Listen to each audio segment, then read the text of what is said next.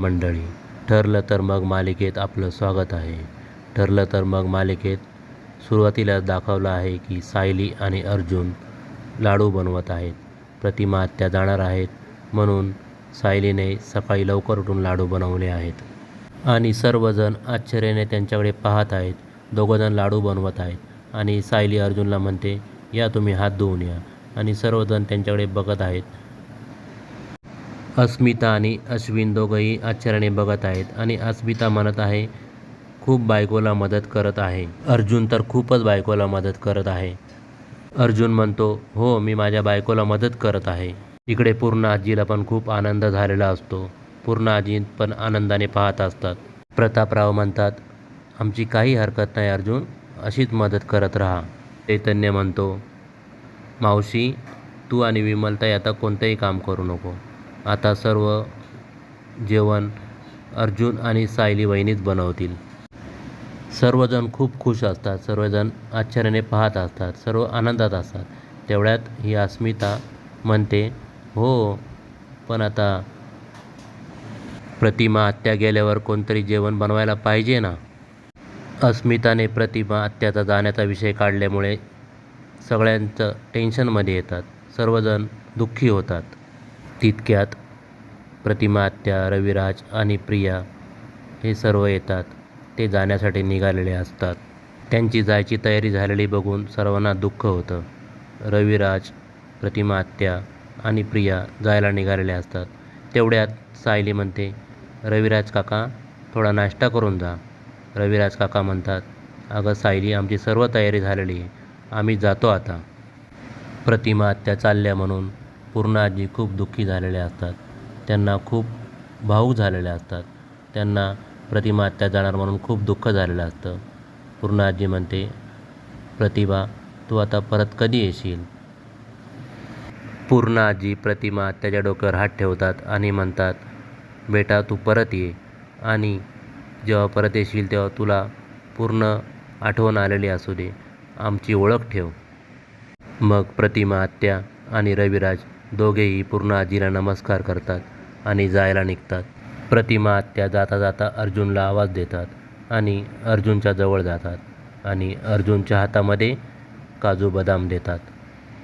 तर अर्जुनला पण खूप बरं वाटतं आणि अर्जुन आनंदी होतो आणि प्रतिमा आत्या पण खुश होतात आणि स्माईल देऊन निघायला लागतात. अर्जुन म्हणतो, प्रतिमा आत्या तुम्हाला कधीही इकडे परत यायचं असेल तर मला लगेच फोन करा, मी लगेच गाडी घेऊन येईल तुम्हाला घेऊन जायला. प्रतिमा आत्या जाण्यासाठी निघतात.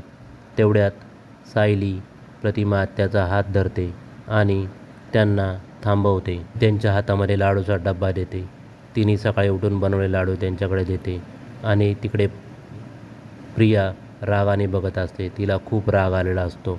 आता प्रतिमा आत्या, रविराज आणि प्रिया हे सर्व निघायची तयारी करतात आणि थोडंसं पुढे जातात आणि सायलीला इकडे त्यांची पूर्वीची आठवण येते आणि तिला खूप दुःख होत असतं. ती त्यांच्याकडे पाहतच असते. तेवढ्याच प्रतिमा आत्या तिच्याकडे मागे वळून बघतात आणि सायली आणि प्रतिमा आत्या एकमेकींकडे बघतात आणि पटकन जवळ येऊन एकमेकांच्या गळ्यात पडतात आणि खूप रडायला लागतात. दोघींनाही खूप भरून आलेलं असतं. दोघीही गळ्यात पडून रडत असतात. दोघींना पण खूप दुःख झालेलं असतं. त्यांना बघून पूर्ण आजीला पण खूप दुःख झालेलं असतं. त्यांना पण खूप दुःख वाटत असतं आणि त्या दोघी एकमेकांच्या गळ्यात पडून रडत असतात. अर्जुन पण त्या दोघींकडे पाहतो आणि मनातल्या मनात म्हणतो, किती प्रेम आहे या दोघींचं. आणि प्रिया तिकडे खूप रागात आलेली असते आणि प्रिया लगेच रविराजला म्हणते, बाबा चला खूप उशीर होतोय आता आपल्याला. तेवढ्यात प्रतिमा आत्या आपल्या बॅगेतून त्यांची साडी काढतात आणि ती साडी सायलीला देतात आणि सायलीला म्हणतात, ही माझी साडी तुला ठेव. हे बघून प्रियाला खूप राग आलेला असतो आणि परत प्रतिमा आत्या सायलीच्या गळ्यात पडतात आणि रडायला लागतात.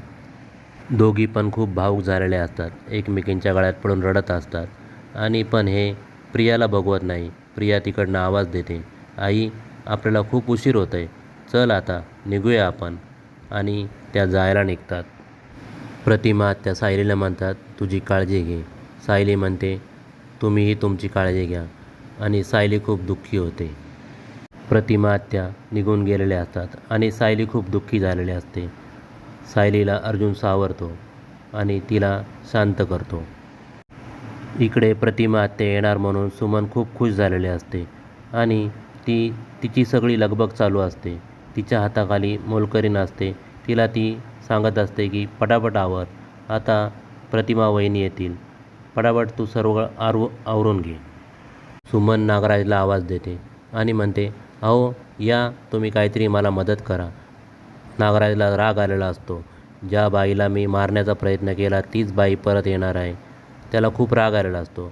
पण सुमन त्याला म्हणते, तुम्ही काहीतरी मदत करा, आता प्रतिमा वहिनी येणार आहेत, तुम्ही या उशाचे कवर लावून टाका.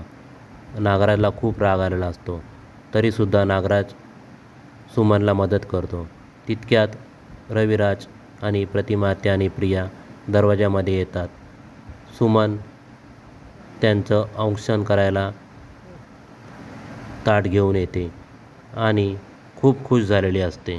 सुमन खूप आनंदात असते आणि आनंदात औक्षणाचं ताट घेऊन दरवाजात येते आणि रविराज प्रतिमा आत्याला म्हणतो, हे तुझं हक्काचं घर आहे, आता तू ह्याच घरात राहणार.